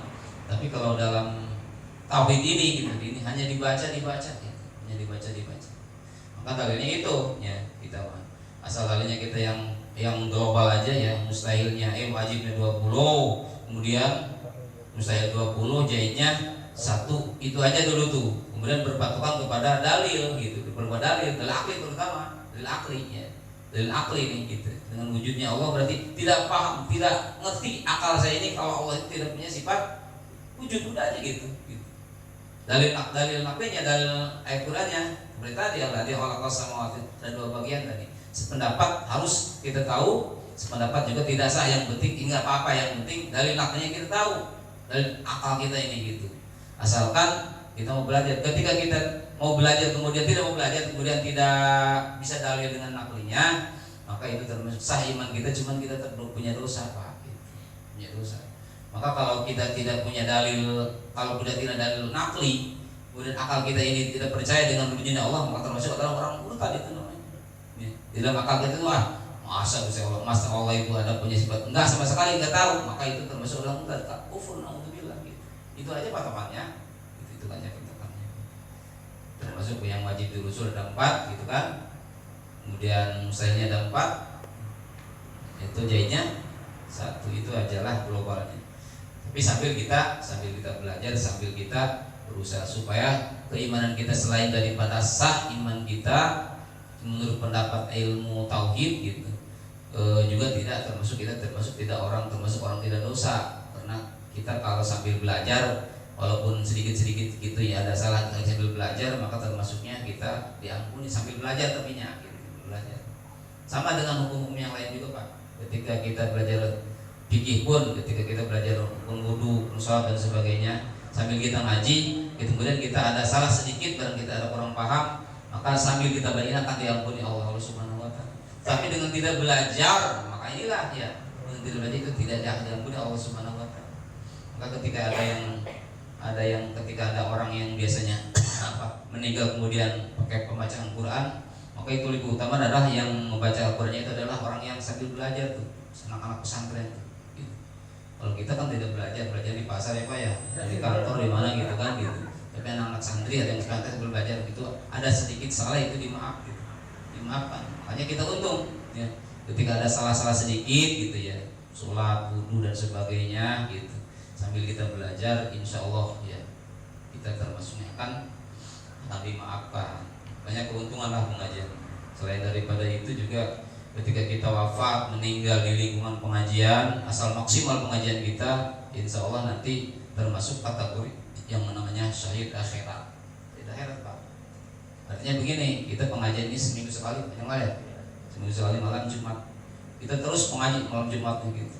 Hujan, marau, punya duit, nggak punya duit, terus datang terus. Itu berarti kita tuh ngaji terus namanya tuh, lingkungan pengajian tuh. Ketika meninggal bukan malam Jumat, bukan malam pengajiannya nih gitu, malam Sabtu atau malam Minggu. Karena kita rutin berusaha maksimal kita ini bisa. Maka pendapat ulama, orang tersebut meninggal di lingkungan pengajian namanya Pak. Keuntungannya bagaimana syahid akhirat ini? Kata ulama, ketika syahid akhirat ini adalah ketika masuk ke dalam kubur, insya Allah tidak akan mendapatkan subur. Alhamdulillah, masya Allah. Lumayan Pak, itu bukan lumayan lagi lah gitu ya. Asal ngaji sampai maksimal. Ini kadang-kadang kalau lagi senang doang ngaji gitu kan. Iya kan gitu. Lagi kalau yang gajian mana kali bisa tanggal muda baru ngaji gitu kan. Itu jangan sampai gitu tapinya gitu. Baru ada sedikit hujan maya terus lah ngaji, ada pilek-pilek sedikit maya gitu. Ya tetap aja pilek juga kalau nonton TV mah kuat aja ya ngaji. Ini jangan sampai yang maksimal itu termasuk adalah punya ampunan. Jadi untung kebanyakan bagi orang-orang yang hadir di pengajian. Kalau pahala ngaji mah udah jangan dihitung lagi Pak. Pahala ngaji mah ya sebelum janji Rasul itu kan begitu. Sebelum melangkahkan ngaji sudah diampuni dosa-dosa kita Pak. Ya. Manin taqala liyata'allama ilman ubirullah qabla. Orang siapa yang mau melangkahkan ke pengajian nih, sebelum melangkah saja, tapi langsung ngaji, nggak ngaji gitu. Tapi iyalah gitu, cuma niat mah nggak jadi pak. Kita makan aja niat cuma niat kenyang nggak kenyang lah gitu. Cukup niat aja lah, saya mau ngaji cuma niat, tapi enggak. Niat itu faktoran bifali. Jadi dibarengi dengan pekerjaannya. Begitu kita melangkah, sebelum melangkah tadi itu sudah diampun dosa-dosa. Dosa apa itu? Dosa kecil lah. Ya, dosa-dosa kecil, tapi dosa kecil juga lumayan. Ya. Dosa kecil, mana dosa kecil ya? Contohnya lah gitu. Ada penceramah, biasanya penceramah kan gitu, ambil yang baik, tinggalkan yang buruk. Kita pas mau pengajian pakai sendal yang jelek, pulangnya bagi yang bagus, termasuk dosa itu pak. Dosa kecil hilang lah sama dosa itu betul. Tapi jangan gitu maksudnya. Kemudian kita di jalan ada pohon buah jambu, umpama kita main petik aja, jadi orang pedalnya gitu. Bang saya minta jambu, ya silakan. Dia yang minta, dia yang ngomong gitu ya. Umpama gitu. Ya dosa itu. Dosa-dosa begitu mah habis lah gitu.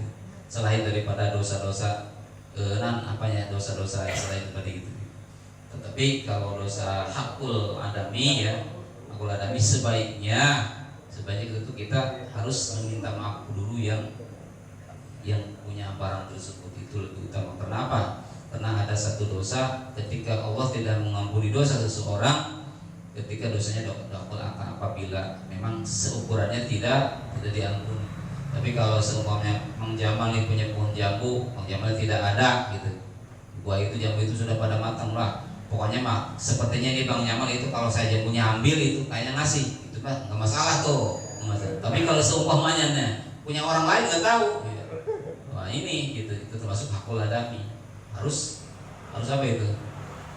Terus kita minta maaf dulu. Jadi kalau diumpamakan dosa hakul dengan hakul adami itu tentunya lebih gampang sebenarnya dari hakul akumulahnya gitu. Perbandingan aja, tapi susah lah pak, jangan coba-coba. Gitu.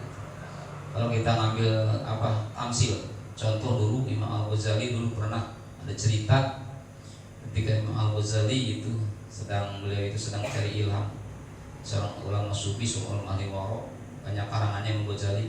Ketika iseng-iseng dia mancing pinggir kali, pas begitu di pinggir kali, namanya di pinggir kali pak, ada namanya di pinggir kali itu banyak yang hanyut pak ya. Pas begitu dia iseng, bukan mancing sungguhan, dia enggak lah gitu, ulama lah gitu. Pas nemu buah itu pak, buah apa lagi diambil pak. Begitu diambil, wah ini kayaknya enak juga dimakan gitu kan, lagi mancing gitu, diambil dimakan ini apa. Pas begitu dia pulang semalaman gitu, biasanya dia itu tahajud, hajat, sholat sunnah mutlak dan sebagainya, itu biasa dia tiap malam itu ulama namanya. Tetapi semenjak dia makan buah itu tuh, buah apel yang ketemu pada waktu hanyut di kali itu dimakan, itu tidak sama sekali tidak bisa pak. Maka beliau menajat kepada Allah, bagaimana ini saya setiap malam itu melaksanakan tahajud dan sebagainya, tapi semenjak saya itu pergi ke kali iseng-iseng mancing kemudian makan buah itu tidak sama sekali, tidak mau sama sekali, tidak bisa untuk bergerak. Maka beliau berpikir, wah ini tentunya ini adalah hakul adami. Karena saya semenjak makan buah itu, maka saya akan cari di mana ini orang yang punya apa tersebut. Dicarilah dari mulai mungkin terus ya menelusuri kali-kali terus, ternyata ada perkebunan luas, perkebunan apel, ternyata yang besar kurang luas ya pohon apel ini, jadi sampai ke pinggir kali tersebut. Maka ketika matang itu jatuh ke gitu, mungkin ini pasti di kebunnya. Begitu dia berisal ke sana itu tidak ada lagi, cuma ini doang nih perkebunan apel itu. Maka dia langsung datangi orangnya. Begitu datang ke kebun, ada orangnya, assalamualaikum, waalaikumsalam. Bapak yang punya ini pak, yang punya kebun apel ini pak? Oh saya bukan, saya ini hanya pegawai. Terus yang punya apel ini, itu gimana pak rumahnya? Oh pak nggak bisa sembarangan pak, ini bos besar pak, bos besar saya ini gitu, nggak bisa sembarangan masuk pak. Emang penting pak? Oh penting banget gitu. Boleh dong saya antar gitu. Lu nggak bisa pak. Waduh gimana ya gitu. Haruslah pokoknya gitu. Akhirnya maksa dia gitu. Ternyata sampai ke rumah tersebut, nyampe gitu, orang berarti ini orangnya gitu. Ternyata dia bos besar gitu, punya perkebunan yang sangat luas. Pas begitu dia ngomong, gimana ini pak, saya ketika saya iseng-iseng mancing, kemudian saya nemukan apel bapak ini yang lagi hanyut, terus saya makan pak. Kemudian saya mau minta halalnya Pak, minta ikhlas tentang itunya ini bagaimana Pak? Kata si bos tadi gitu, namanya bos menjadi kata aja pelit Pak, bos maaf gitu. Pak nggak bisa nggak maafin nih, wah Pak kan itu lagi hanyut Pak, gitu. Hanyut juga tetap itu hafal saya itu, tetap gitu. Kok kan gitu? Orang kaya biasanya begitu Pak, tapi nggak semua gitu. Hafal itu satu masih dihitung gitu. Padahal kebunnya luas gitu. Waduh, gimana nih Pak gitu.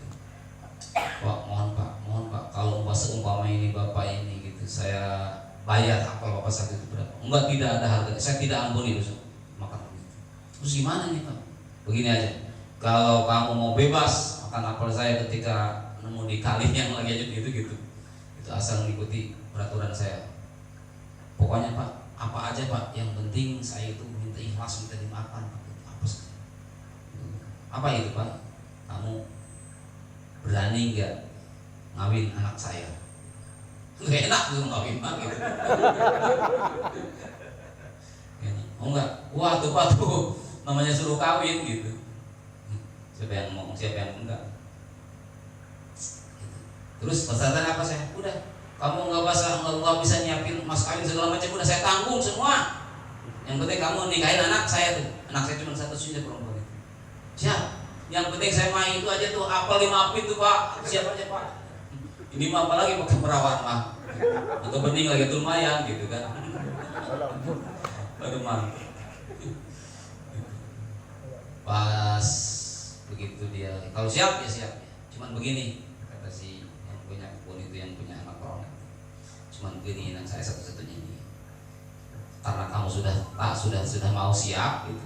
Jadi anak saya ini, yang pertama anak saya ini bukan nih. Anak saya ini cuma begini, cacatnya ada 3 nih. Yang pertama dia nggak bisa melihat. Yang kedua dia nggak bisa mendengar.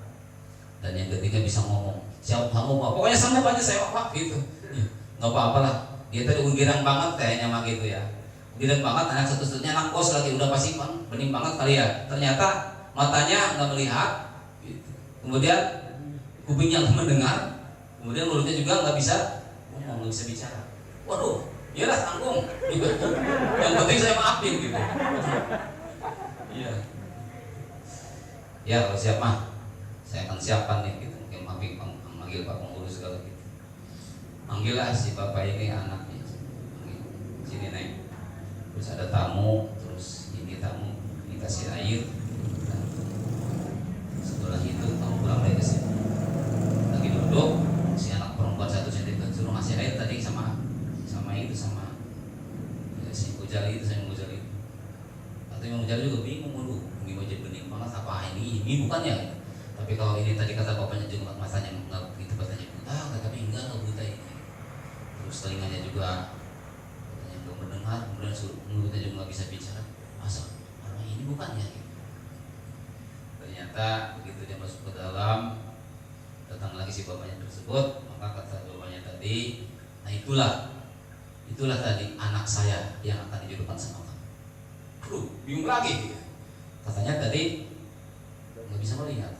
Pak, bingung. Katanya kata bapak tadi matanya nggak bisa melihat. Tadi Pak buktinya Pak, 12 orang. Atau kalau nggak melihat pasti itu bisa jatuh Pak. Iya Pak. Kemudian mendengar saudara suruh bapak. Begini. Gitu. Anak saya tidak mau melihat. Pertama, karena anak saya tidak melihat. Ketika saya berikan Quran, dia tidak mau melihat Al-Quran. Ketika saya suruh baca Al-Quran, dia membisu selalu baca. Ketika saya suruh sholat, telinganya tidak terbuka. Maka ini adalah tugas antum, tugas kamu. Karena tahu seorang Imam Jadada ternyata dia tahu dari itu ulama-ulama besar. Siapa lagi kalau bukan yang mendidik ulama besar ini? Maka dijodohkanlah gitu. Maka itulah ceritanya. Gitu. Maka itulah. Gitu. Jadi ternyata bukan saja yang tidak melihat, tetapi setiap berikan Al-Quran tidak mau melihat Al-Quran, tidak mau membaca Al-Quran, bahkan tidak mendengar Al-Quran dan sebagainya.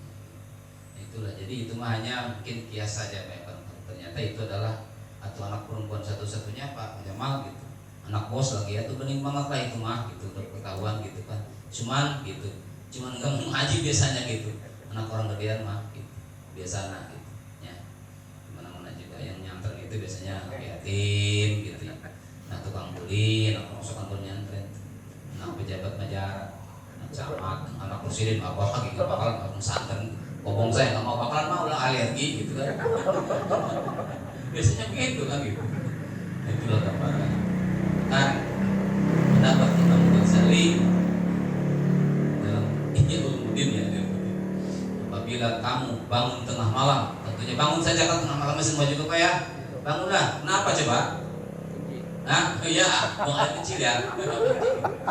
Kemudian setelah buang air kecil tidak mengambil wudhu, gitu. Berbaring lagi tidur lagi. Tanyakan di dirimu itu ada yang dimakan pada kemarin semalam itu sampai siang itu dari mana duitnya, dari mana makanannya. Kemudian pakaian yang kamu pakai itu dari mana, pakai dari mana duitnya. Tanyakan kepada dirimu itu. Apabila ketika bangun tengah malam tidak melaksanakan tahajud, wow, inilah yang sangat berat bagi kita. Jadi intinya begitu, jadi ada orang. Jadi berarti kalau kita hanya cuma bangun buang air kecil doang kayaknya ini kita tanda tanya nih gitu. Dagang gua dagang apaan nih, dagang duit gua pakai makan nih, kan seperti itu. Masya Allah. Tapi itu gambarannya tidak seperti itu. Artinya bukan suudzon gitu. Artinya seperti itulah. Jadi kalau memang kita ingin giat ibadah, tentunya badan kita harus bersih, hidup kita bersih, yang makan, yang diminum, yang semua itu harus bersih. Maka dengan demikian akan melaksanakan ibadah sepenuhnya kuat gitu kan contohnya. Baik hadirin kaum muslimin, jangan tuh ya kita sedikit mungkin ada hubungan dengan dengan bulan Dzulhijjah, dengan haji itu tentu saya akan sedikit memberikan spirit saja bagi orang yang mau melaksanakan Idul Kurban. Ada di sini biasanya kurban, apalagi lockdown sekarang ini ada juga. Terus terang kalau di saya kemarin biasanya ada, kalau sekarang tidak ada nih, karena Pak Ojak biasanya dari SMA biasanya aku itu ngasih kami, jadi karena memang ada lockdown gitu, ada pandemi sekarang gitu nggak ada ini sapi. Jadi kalau pengen sapi ke sini ya, sapi ada berapa sapi? Umur satu, ini lumayan kakinya pada 4 lah itu. Itu adalah gambaran apa Idul Kurban itu adalah apa yang mana kurban, mungkin Ustaz juga lebih paham lah gitu semuanya. Karena mendekatkan diri kepada Allah, takarub kepada Allah, artinya itu ada hadis Rasulullah SAW gitu.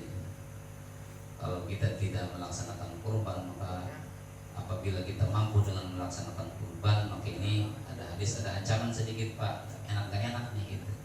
Sementara kita motor beli, kadang-kadang mobil beli, motor juga mahal, tetapi tidak membeli ibadah kurban, tidak membeli hewan kurban. Ya sekelas kambing paling mahal berapa sih Pak ya? Gimana?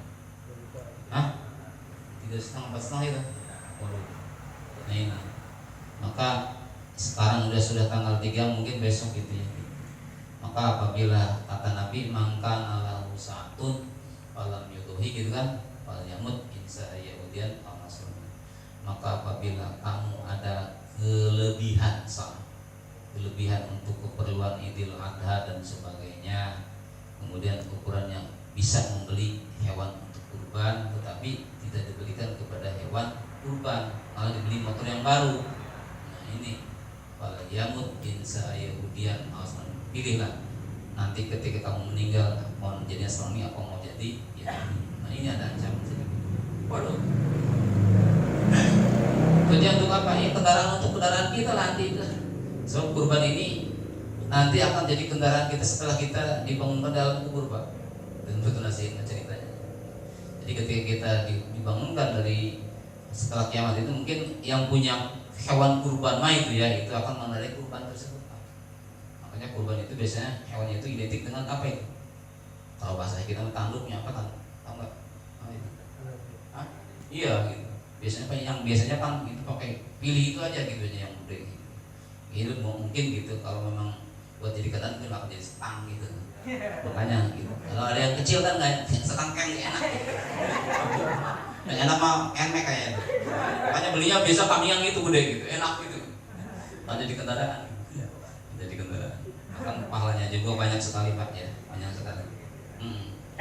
Berebut dapat Sayyidina Ali radhiyallahu anhu, barang siapa yang keluar dari rumahnya untuk membeli hewan kurban, satu langkah saja itu kita berangkat, ketika kita berangkat menuju beli menuju hewan kurban, satu langkah aja sudah ditulis kita itu 10 kebagusan Pak, 10 kebaikan itu satu langkah aja. Makanya kalau beli kurban jalan kaki, Curug lebih jauh supaya pahalanya lebih besar gitu.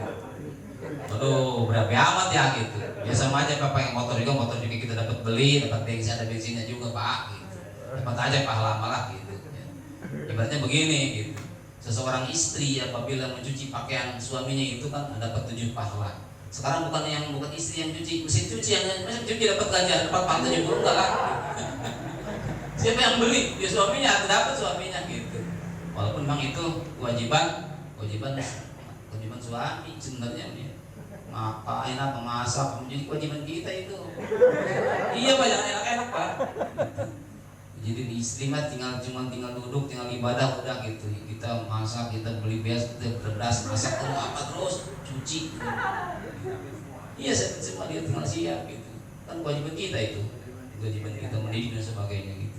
Maka apabila si perempuan ingin pahala dan ganjaran dari suami seperti itu, jadi biasanya kalau ditawarin mau minum apa mau makan apa dia dapat pahala banyak gitu seperti itu tadi. Maka 10 kebaikan untuk satu langkah saja bagi orang yang tujuan untuk membeli kurban. Kemudian 10 kejelekan itu akan dihapus oleh Allah. Satu langkah saja itu dan akan diangkat oleh Allah Subhanahu wa taala 10 derajat nanti di akhirat itu angkatnya nanti. Satu langkah saja itu Pak. Faidah takalama fi syirahil kalamat tasbihan, maka apabila kita sudah tawar menawar harga kami berapa Pak? Satu kalimat itu jadi kalimat tasbih Pak. Jadi tasbih pahala tasbih itu. Makanya yang banyak ngomongnya kalau ada orang Pak ini kambing berapa Pak ini? 35 juta, tawar kita 1 juta gitu. Banyak terus bawa, bisa 1 juta. Paling kata tukang kambing, mau beli atau nanya harga loh. Gua tawarin 5 juta, tawarin ke 1 juta kiriman. Kalau 1 juta gua bayar ke kemana gitu. Seperti itu. Iya, biar banyak ngomong. Jadi gimana teknisnya kita jangan sampai ya itu emosi lah gitu. Artinya tawar menawarnya aja masuk kita tasbih masuk. Masya Allah. Aduh, iya. Banyaklah pahala-pahalanya. Ketika dipotong sembelih korban tersebut, 1 tetes darah saja akan dijadikan oleh malaikat 1 malaikat. Oleh Allah jadi 1 malaikat, 1 tetes saja.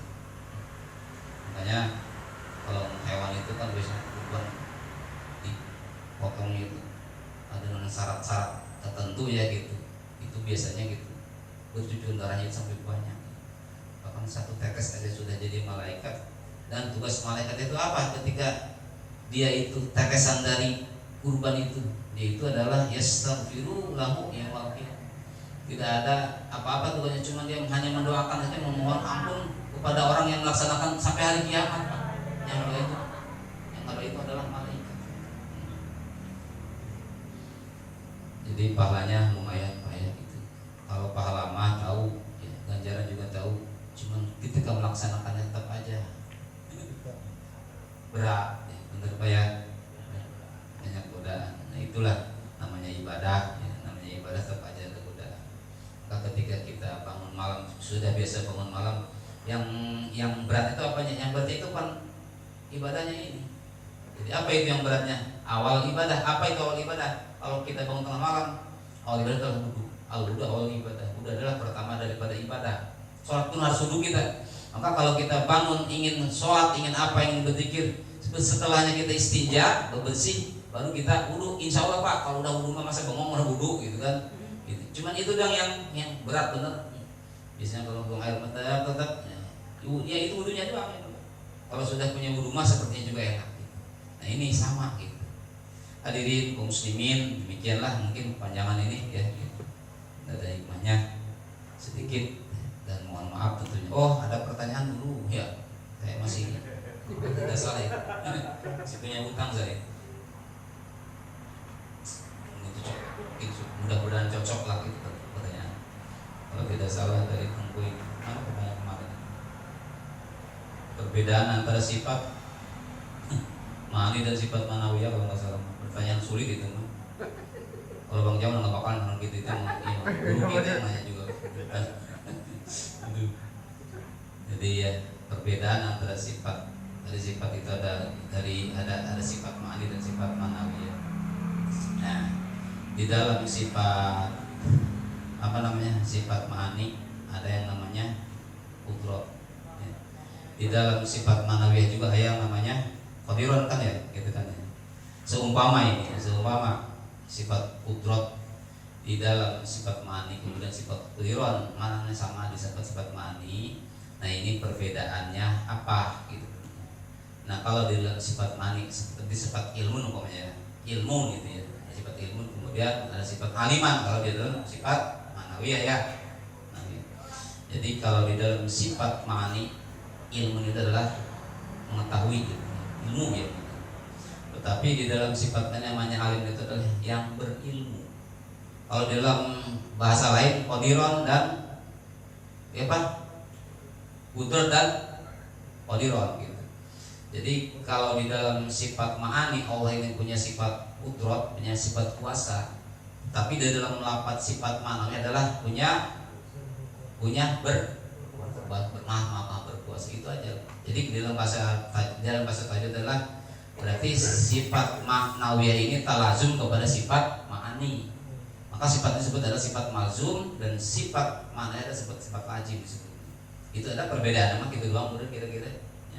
Dan kira-kira emang begitu saya penjawabannya gitu ya. Benar gitu. Ya, jadi kalau ada di dalam sifat ma'ani adalah sifat iradah, kemudian di dalam sifat ma'ani adalah muridan kan gitu kan. Maka punya kehendak.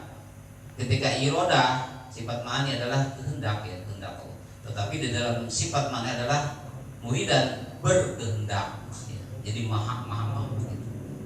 Sebenarnya tadi itu talazum namanya, talazum.